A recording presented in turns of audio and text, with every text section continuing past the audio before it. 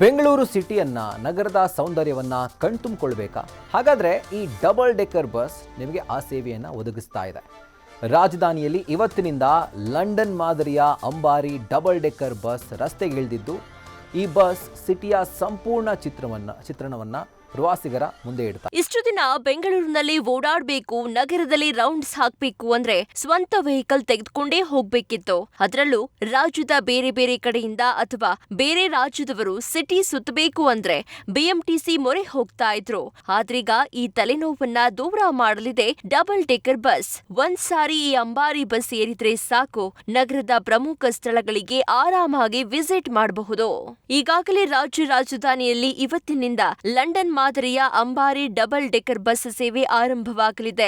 ರವೀಂದ್ರ ಕಲಾಕ್ಷೇತ್ರ ಮುಂಭಾಗ 3 double decker ಬಸ್ಗಳಿಗೆ ಹಸಿರು ನಿಶಾನೆ ತೋರುವ ಮೂಲಕ ಪ್ರವಾಸೋದ್ಯಮ ಸಚಿವ ಎಚ್.ಕೆ. ಪಾಟೀಲ್ ಚಾಲನೆ ನೀಡಿದ್ರು.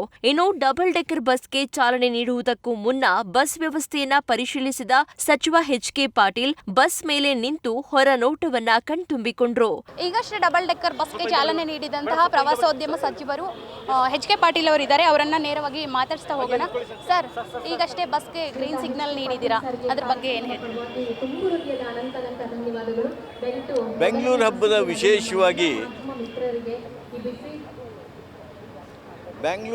ವಿಶೇಷವಾಗಿ ಈ ವರ್ಷ 3 ಅಂಬಾರಿ ಬಸ್ಸನ್ನು ನಾವು ಬೆಂಗಳೂರು ಹಬ್ಬದ ಸಂದರ್ಭದಲ್ಲಿ ಅಡ್ಡಾಡೋದಕ್ಕೆ ಬಿಡ್ತಾ ಇದ್ದೀವಿ.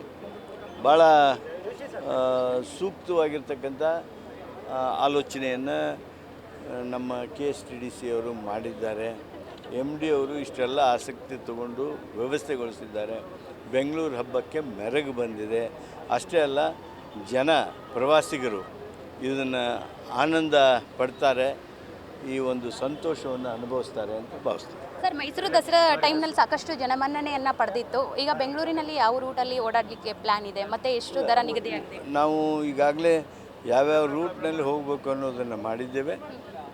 ಈ ಒಂದು ಹಬ್ಬದೊಳಗೆ ಮೈಸೂರೊಳಗೆ ಹೆಂಗೆ ಅದು ಭಾಳ ಮನ್ನಣೆ ಪಡೆದಿತ್ತು, ಅದೇ ಮನ್ನಣೆಯನ್ನು ನಮ್ಮ ಬೆಂಗಳೂರಲ್ಲಿ ಪಡಿತದೆ. ಮೈಸೂರು ದಸರಾ ವೇಳೆ ಜನಪ್ರಿಯವಾಗಿದ್ದ ಡಬಲ್ ಡೆಕ್ಕರ್ ಅಂಬಾರಿ ಬಸ್ ಬೆಂಗಳೂರಿಗೆ ಬರುವ ದೇಶೀಯ ವಿದೇಶಿಯ ಪ್ರವಾಸಿಗರಿಗೆ ನಗರದ ಪ್ರವಾಸಿ ತಾಣಗಳನ್ನ ನೋಡಲು ಪ್ರಾಯೋಗಿಕವಾಗಿ ರವೀಂದ್ರ ಕಲಾಕ್ಷೇತ್ರ, ಕಾರ್ಪೊರೇಷನ್ ಸರ್ಕಲ್ ಸೇರಿ ಇನ್ನೂ ಹಲವೆಡೆ ಕಾರ್ಯಾಚರಣೆ ನಡೆಸಲಿವೆ. ಇನ್ನು ಲಂಡನ್ ಮಾದರಿಯ ಡಬಲ್ ಡೆಕ್ಕರ್ ಬಸ್ನಲ್ಲಿ ಅಪ್ಪರ್ ಡೆಕ್ನಲ್ಲಿ 20 ಆಸನಗಳು ಹಾಗೂ ಲೋಯರ್ ಡೆಕ್ನಲ್ಲಿ 20 ಆಸನಗಳ ವ್ಯವಸ್ಥೆ ಮಾಡಲಾಗಿದೆ. ಬಸ್ನಲ್ಲಿ ಸಂಚರಿಸುವ ಪ್ರತಿಯೊಬ್ಬ ಪ್ರವಾಸಿಗರಿಗೆ ದಿನಕ್ಕೆ ₹180 ಟಿಕೆಟ್ ದರ ನಿಗದಿ ಮಾಡಲಾಗಿದ್ದು, ಪ್ರವಾಸಿಗರು ನಿಗಮದ ವೆಬ್ಸೈಟ್ ಮೂಲಕ ನಗರದ ಪ್ರವಾಸಕ್ಕೆ ಮುಂಗಡವಾಗಿ ಆನ್ಲೈನ್ ಬುಕಿಂಗ್ ಮಾಡಲು ಅವಕಾಶ ಕಲ್ಪಿಸಲಾಗಿದೆ. ಇದರಿಂದ ಕರ್ನಾಟಕ ಸಂಸ್ಕೃತಿಯನ್ನ ಎತ್ತಿ ಹಿಡಿಯುವತ್ತ ದೇಶ ವಿದೇಶಗಳಿಗೆ ನಮ್ಮ ಸಂಸ್ಕೃತಿ, ಕಲೆ, ಸಂಗೀತದ ವಿಚಾರ ಮುಟ್ಟಿಸುವ ಪ್ರಯತ್ನವನ್ನ ಬೆಂಗಳೂರು ಹಬ್ಬ ಮಾಡ್ತಾ ಇದೆ.